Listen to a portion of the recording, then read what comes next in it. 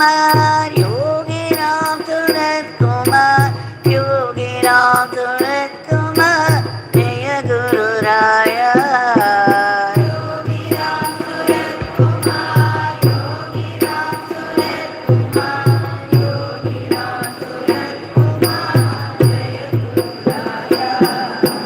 Rama Rama Rama Ram, Rama Rama Rama Ram, Rama Rama Rama Ram, Rama Rama Ram.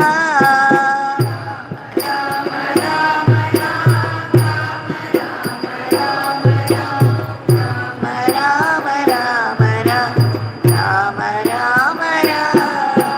Rama Rama Rama Ram, Rama Rama Rama Ram, Rama Rama Rama Ram, Rama Rama Ram.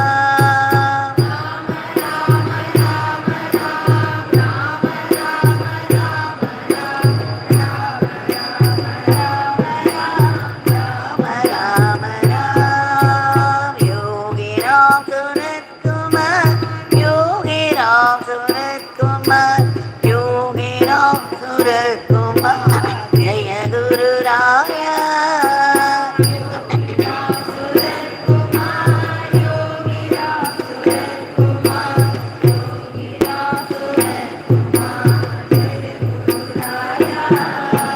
Yogi Ram Surat Kumar, Yogi Ram Surat Kumar, Yogi Ram Surat Kumar, Jaya Guru Raya.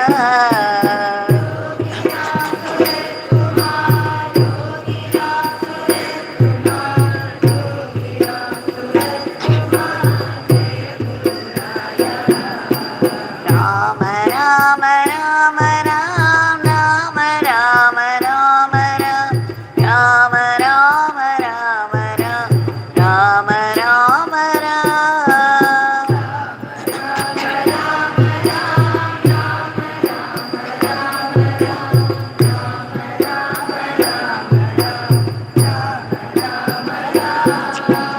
Rama Rama Rama Ram, Rama Rama Rama Ram, Rama Rama Rama Ram, Rama Rama Ram.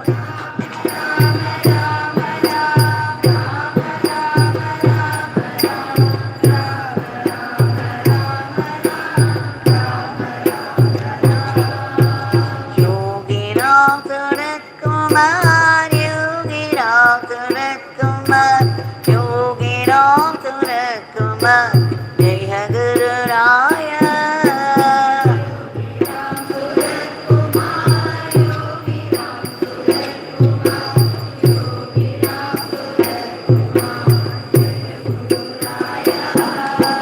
Yogi Ram Surat Kumar, Yogi Ram Surat Kumar, Yogi Ram Surat Kumar, Jaya Guru Raya.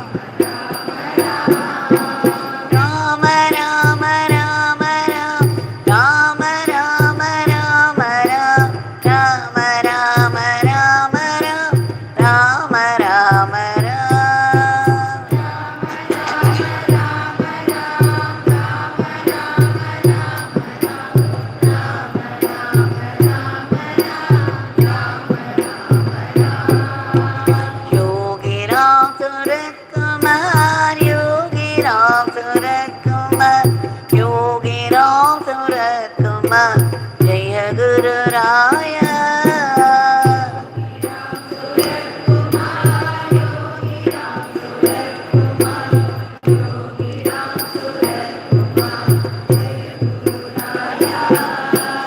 Yogi Ram Surkumar Yogi Ram Surkumar Yogi Ram Surkumar जय गुरुराय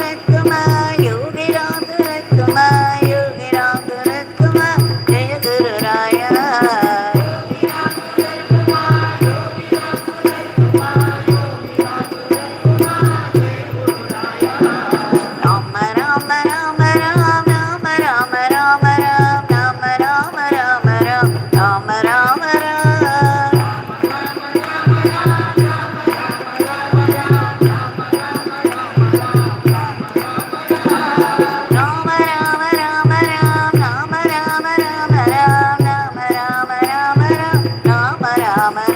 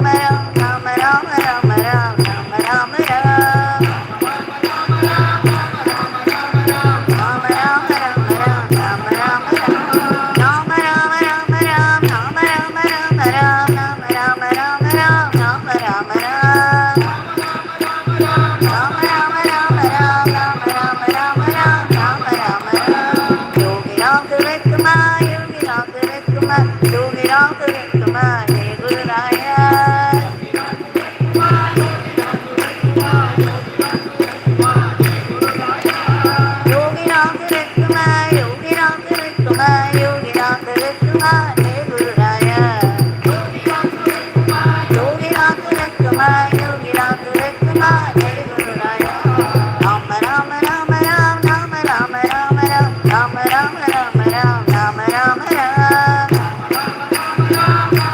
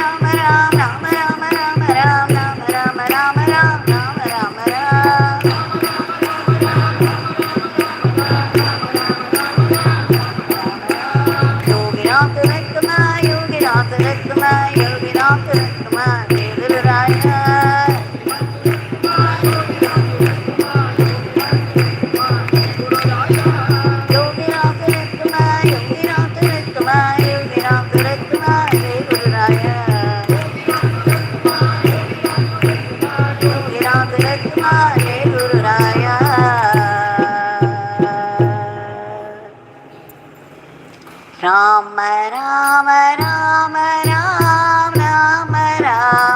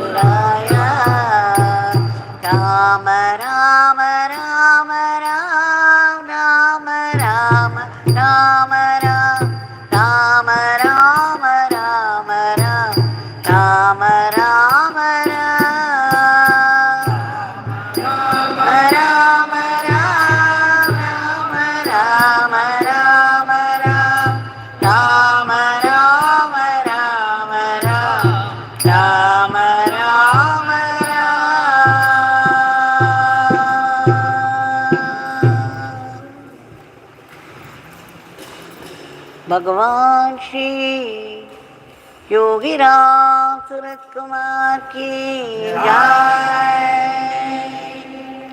सर्वं योगीराम सूरत कुमारार्पणमस्तु।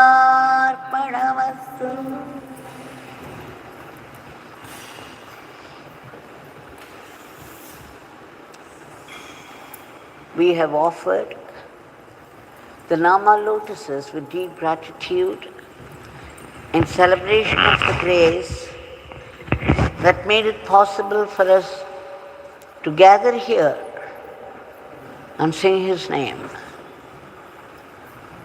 We have been going through some of the stories which I read out of Bhagavan during his stay in Sudama, stories that he relished very much. And they are the stories with the moral teaching. Today we shall go through one more story. It's all about the company that we keep.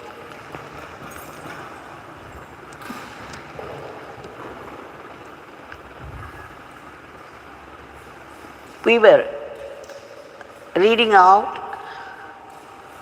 Mahabharata. There were many stories coming now and then in Kalyana Kalpataru. And this was one more story where it tells you what kind of company that you should keep, especially a sadhaka, if you should have only the right thoughts, good thoughts. Now one day, Dharmaputra, the eldest brother of the Pandavas, the good ones, and Duryodhana, the eldest of the 100 bad people. They were going together, they were still very young and they were studying in Gurukul. And they were also going to a nearby forest to practice archery, which their master Dronacharya taught them. They were still very young. And when Dharmaputra came out of the forest, Duryodhana joined him. And every day they would go by the chariot to their places. But that day, Dharmaputra chose to walk. Duryodhana found it very curious. So he joined Dharmaputra and asked him, "Why would you walk when you have a chariot?" Dharmaputra said, "One day I'm going to rule the whole of this kingdom. I would like to feel this bhumi, the earth, under my feet. So I want to walk. This earth that I'm going to rule one day, I would like to get the feel of it." Duryodhana thought immediately, how dare he say that? I am going to rule this place. And if he says that he should get the feel of the earth, so must I. I am going to rule, no matter what he says now. So he joined him in the walk. So the two young men were walking, and on the way, Dharmaputra saw a butcher's shop. It was early morning, and the butcher had just opened his shop and he was cutting the meat into many pieces. As soon as Dharmaputra saw that, he had ripples of thoughts. He thought, when there are so many ways of working, earning money, why would this fellow choose the sinning, that is killing the animals, cutting them into pieces? Why would he choose such a bad process? It's an evil profession. Couldn't he get a better one? And then, a few minutes after, he found this butcher throwing some pieces of meat to the dogs and the crows. he saw them all crowding near him. Then Dharmaputra thought, okay. So even in this, amidst all this, he still has a good thought. He wants to feed these jantus, these creatures, before he starts his day. That's very good. And then he walked away. Of course, he went to his room, and Duryodhana went back to his place of stay. But then Dharmaputra, something started bugging him. He was thinking, how is that I thought like that when I saw the butcher? Always, only good thoughts would come to me. I never found fault with anybody. But today, as soon as I saw the butcher cutting the meat, I had this bad feeling that he was sinning, that he could have chosen a better profession. Now that's very bad. It would never have occurred to me, but then today it did. That means something is going wrong with me. So as he was thinking and walking, he saw Lord Krishna coming in the opposite direction. Immediately, he ran to him and said, Krishna, today I found fault with that butcher. That is not my habit at all. That's not my thinking at all. Why would I think like that? Krishna smiled and said, was Duryodhana with you? Yes. Then Krishna said, no wonder you got such a thought, because it's the company. Duryodhana would always find fault with people. And you were walking with him and you were influenced by his thoughts, by his character, the very character. So Bhagavan leaned forward and said, Devaki, what is the moral teaching here? As though he didn't know. Just to get it out of me, he asked in all innocence, now, of course, I knew. I said to Bhagavan, one should not keep bad company. When we are in bad company, we are sufficiently influenced and we begin to think like the other person. If we have a weak mind, then Bhagavan gave me another story to read. He said, Devaki, you read this. What was that story? I have already shared this, I think, once before, but then in 2.5 years, only once we have shared, and it's worth remembering again and again. Dharmaputra, at the end of Mahabharata war, he ruled the kingdom just as he predicted. But then the time came for him to go to the forest to pursue his tapasya. So he handed over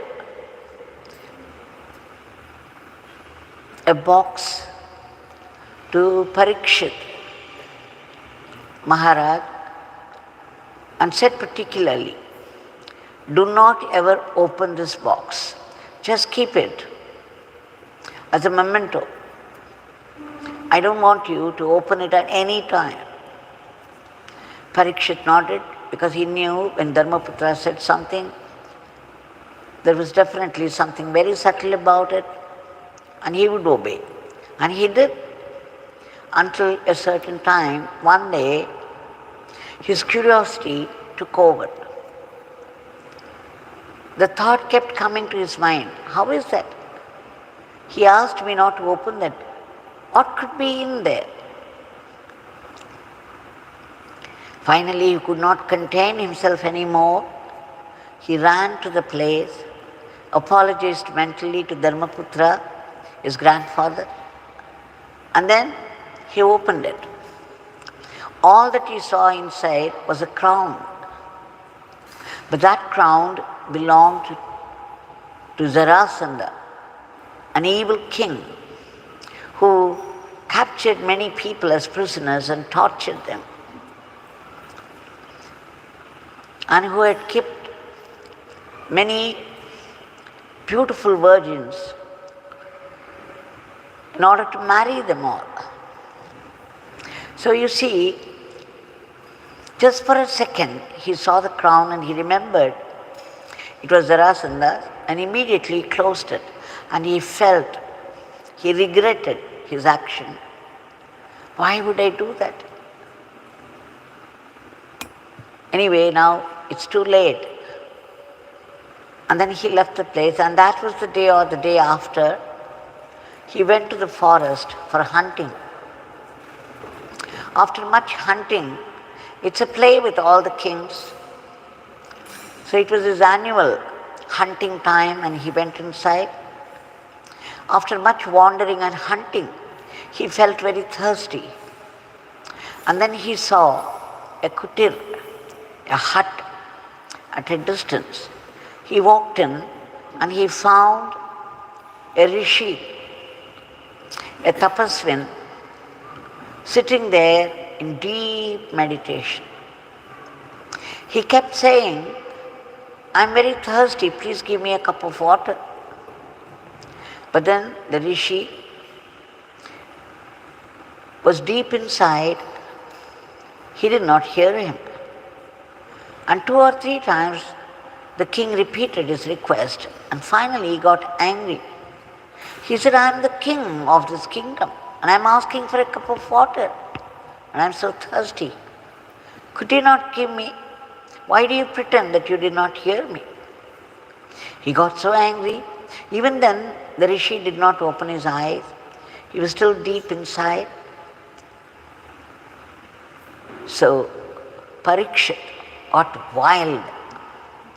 He found a dead snake and garlanded him with it. Garlanded the rishi with that and walked away in anger. When the rishi's son came back, he had gone there to bring some water or something, but when he returned, he found his father garlanded with a dead snake. He got so wild also, and he said, "Whoever did this would be bitten by a snake and lose his life. He would die, and that in a week's time." Just imagine what he earned, this Parikshit. In a moment of anger, he did something which he would never have done in his life, because he was a very famous king, very virtuous king, very dharmic, doing all satkaryas, only the good deeds. He always pleased the citizens of his kingdom. He pleased all the elders and the rishis, always giving them due honors. But then, in that moment of anger, he did something which was totally out of his character, outside his character. He came to know the curse of the rishi's son, and he felt remorse, and he thought, okay, I deserve it. How did I do that? Why would I do such a thing? It's not in me to do it. It's not in my nature at all. And then suddenly he remembered, it was just after opening the box. Zarasandha had lived an evil life all the time, capturing people and torturing them. Just one moment of look at the crown of this evil king, and he was influenced. And that made him behave the way he did. This abominable act he was very ashamed of. But then He was a good king, he was a great king. He ruled the kingdom so virtuously. He had earned a lot of meritorious deeds. And so when the time came to drop his body, Sukha Muni, a very great master, came to him uninvited and then started to teach him Bhagavata Purana, the story of Bhagavata. So you see how just one moment of opening the box and looking at the crown of an evil king, how it came to influence a very virtuous king and do something he was so ashamed of, which invited a curse upon his life. He had to pay with his life. But then at the same time, all the good deeds that he had done came to his rescue also. Not that the death changed because it came from a tapasvin and it had to become true, but the way he died in great wisdom of that supreme knowledge. Because it was none other than Sukha Muni who came to read out and expound Bhagavatam to Parikshit. So you see, good or bad, they have their influence upon us. In our weak moments, we give in. So this was the second story which I read out to Bhagavan. And then he asked me once again, what is the teaching? What is the moral of the story? In both the places we see how an evil character can influence a virtuous person. That is why Bhagavan said, so the moral of the story is one should not keep bad company.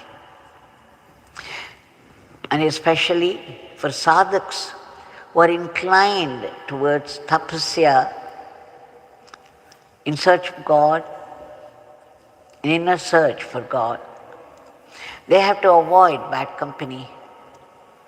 It doesn't mean they should run away or they should fight with them.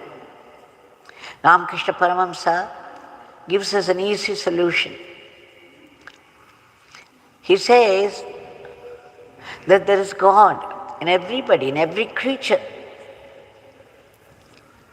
So when you come across an evil creature, there is God in him also. So you have to pay respect to every creature because of God inside them, but that doesn't mean that you should go near and keep their company. So when you see a tiger, you know that if you go near, what would happen? It would pounce on you and finish you off. So at a distance, at a safe distance, you just fold your hand in namaskar. You pay your respect to God in that wild creature and move away.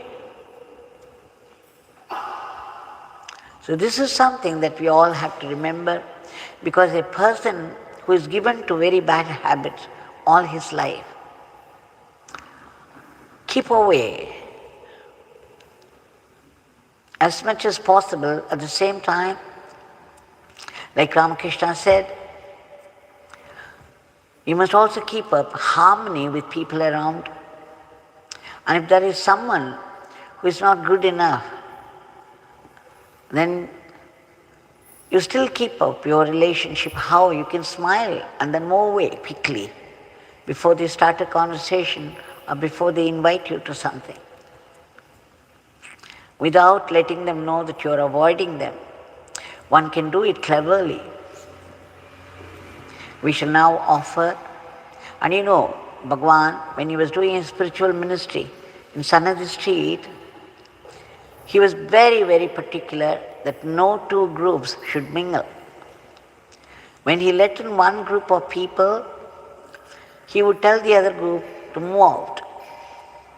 And often he told me, if you come straight to this beggar's place, receive your share of blessings, and then go back to the place where you come from immediately. Don't loiter around. Don't go here and there. Don't do any shopping. Preserve the blessings that you received here by going straight back to your place. And for quite a few years, we did not even know who came to Bhagavan, because it was always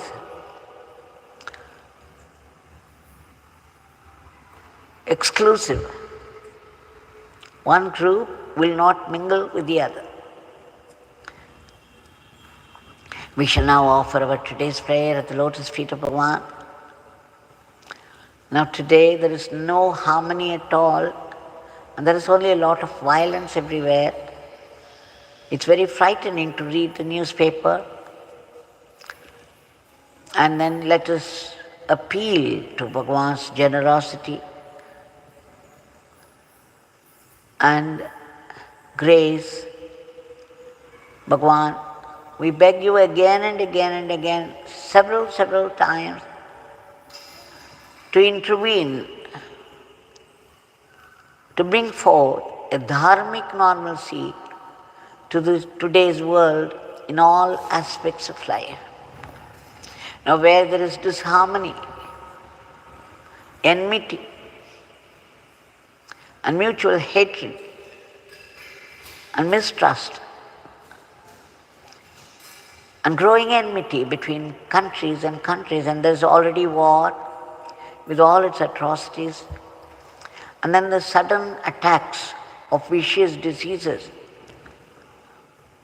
Right now, they have started to talk about BF7, COVID-19 BF7 or something.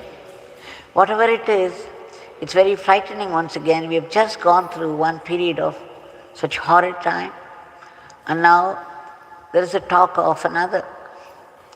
And then again, the furies of nature like lightning strike, and then flash floods, forest fire, earthquakes and whatnot.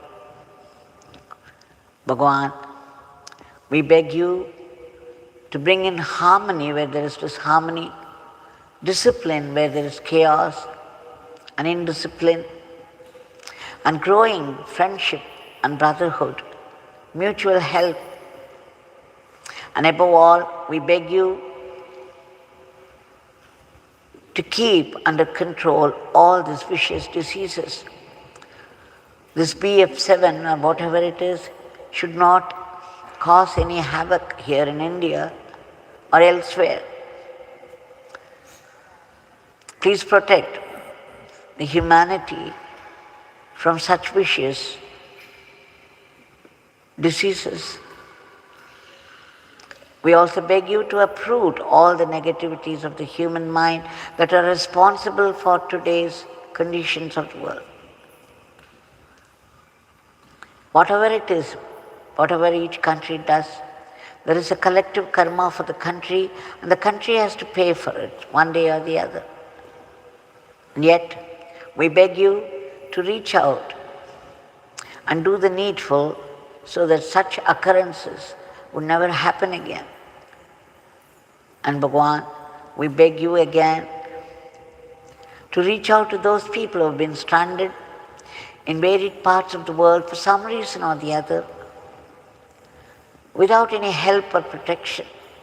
They belong to different countries, speak different languages, and have embraced different religions, and yet we beg you to do the needful to give them protection. We also beg you to protect all those unselfish people who have been working hard for the sake of the others from unhealthy criticisms, unhealthy abuse and aspersion. And we beg you again to promote the economy of the country and the growth of India in varied fields of activity, which include science, technology, fine arts, culture, and above all, spirituality. That it reaches the grand status, the status of world teacher, so that it conducts the whole world in the path of dharma. We also pray to you in all earnestness and sincerity for ceaseless chanting of your powerful name and unbroken remembrance of your leelas and teachings, so that we assimilate them and convert them into our Atma Shakti. And Bhagavan, we beg you again to bless us all to be sattvic instruments in your hands. We don't want to be Duryodhanas or Jarasandhas, because they're also instruments in your hands, in your grand play. From eternity to eternity, this drama that you stage, all the time playing all the characters. You are the hero, you are the villain, you are the sub-characters, you are the script writer, you are the director, you are the costumes, and you are the stage, and above all, you are the audience. This is the one-man show that goes on from eternity to eternity. So every creature in this world is but an instrument in your hands. But then we don't want to be bad instruments, evil instruments. Please bless us to be sattvic instruments, that we run our everyday life as an offering to you and not be caught by the temptations of Maya. We seek that ultimate state of bliss and peace, which is your permanent state. But then we need to be purified. Purified of what? Kama, the passion, fear, sorrow, anger, jealousy, and growing desires for worldly possessions. But then we take refuge in your powerful Nama and ceaseless chanting of it with joy. We cannot do it unless you bless us. We also take refuge in joyful service, be it small or big, whatever work that falls into our hand, and wherever we are, either at home or in a forest or in an ashram or a temple. If we do it in the spirit of surrender to you, the spirit of service to you, without any unhealthy competition and jealousy, then all this would become our Atma Shakti. And above all, we beg you to bless us to practice acceptance of whatever life brings to us, be it a joy or sorrow, knowing very well that coming from you, it can only be a great blessing. And it's a blessing in disguise, because it is at once the effect of our past bad karma and a blessing in disguise, because it's meant for our spiritual growth, it's meant for our greater good, and it's meant for our closer kinship with you. And Bhagavan, as we progress, we would be able to feel the pulsating, vibrant, living presence of yours, the divine presence, everywhere and in everything. And please bless us to know that it is your sankalpa, your will, that's behind all the happenings of the world, all the happenings of life. It is your grand plan that is at work from eternity to eternity. And Bhagavan, when we are suddenly attacked by the effect of some past bad karma, we collapse without any mental strength. We blame every other person for our own failures, and we resent you, try to move away from you. But then you, out of your generosity and love, will have us again at your feet, and you see to it that all our difficulties are converted into blessings, as you have promised. So please bless us to be able to detect that hidden grace even in the adversities of life. And please bless us to be grateful to you all the time. We also beg your blessings for all the species of the cosmos, in whatever state of being they are, to be lifted to a higher plane. And finally, we seek redemption, liberation, dissolution of the ego self, our identity with the body, the I and mine, aham bhavam. I am the body, idea, which is the root cause for our bondage. We want to be free from the vicious cycle of births and deaths. Please bless us to be free from the tyranny of ego, so that we be blessed with that immortal life, that eternal living and eternal servitude to you, that eternal supreme divinity. Jai Yogi Ram Sarat Kumar.